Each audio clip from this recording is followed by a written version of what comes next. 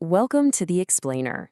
Today, we're diving into one of the most epic stories ever told to understand a force that can overcome pretty much anything: gods, monsters, even time itself. And that force is persistence. And this is our guy, Odysseus, the king of Ithaca. After a whole decade at war, his trip home takes another 10 years.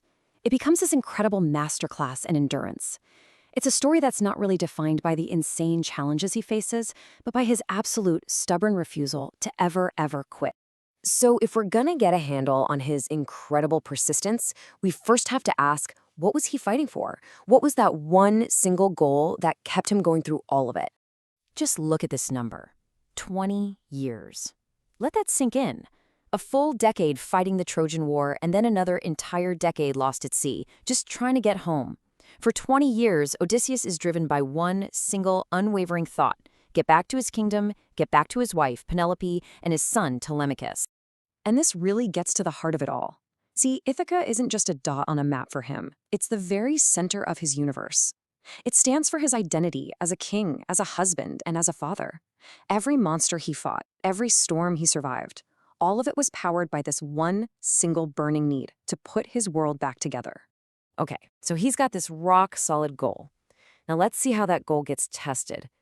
Because his journey home wasn't so much a voyage as it was a brutal, supernatural obstacle course. I mean, just look at what he's up against. On one hand, you've got the personal fury of a god, Poseidon, who is actively, relentlessly trying to kill him. And on the other hand, he's navigating a world that's just swarming with physical threats: man-eating giants, a sorceress who turns men into pigs. He's literally trapped between cosmic rage and earthly horror. So how in the world does he survive? Let's zoom in on one of his most famous encounters. He's trapped in the cave of the Cyclops, Polyphemus.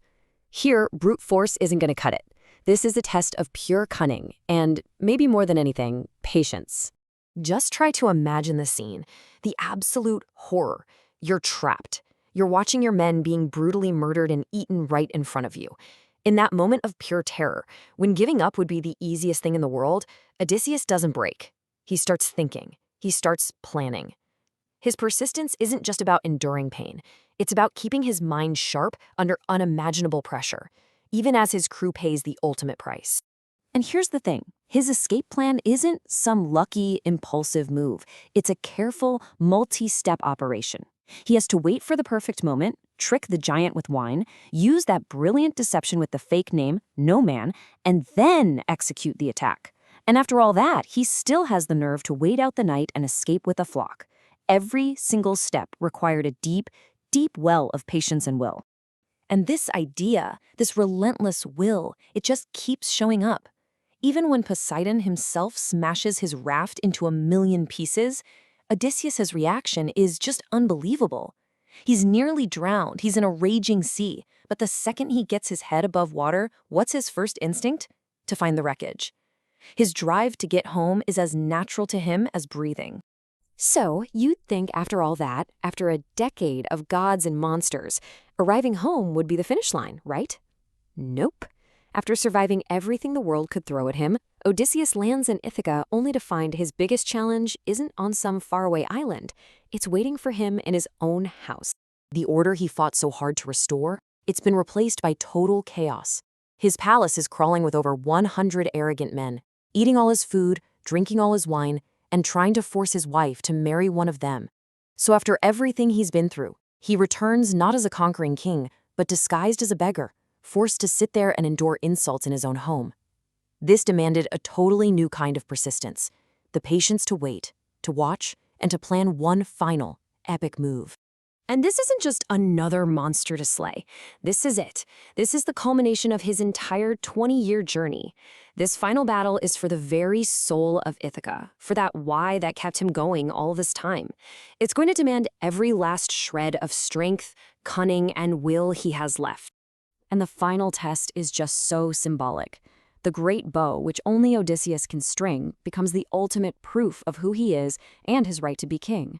It's a task that needs a strength no one else has, a perfect metaphor for his whole journey. But stringing the bow isn't the end. It's the starting gun for the final fight to take back his life. So, after all this, why are we still talking about this story thousands of years later? What is the real legacy of Odysseus's unbelievable persistence? You know, the story itself kind of gives us a clue with this line. It suggests that the whole point isn't just about getting to the destination.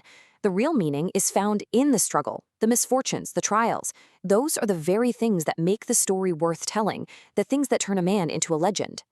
But we can't forget the incredible cost. He makes it home, but he makes it home alone, having lost every single man who sailed with him from Troy. In the end, the story of Odysseus is so much more than just an old myth. It's like a timeless blueprint for the human spirit.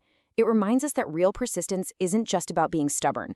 It's about a deep, profound commitment to a goal, a will so unbreakable it can stand up to anything the world throws at it.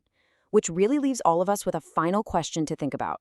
What's the core purpose, the personal ithaca that fuels your journey?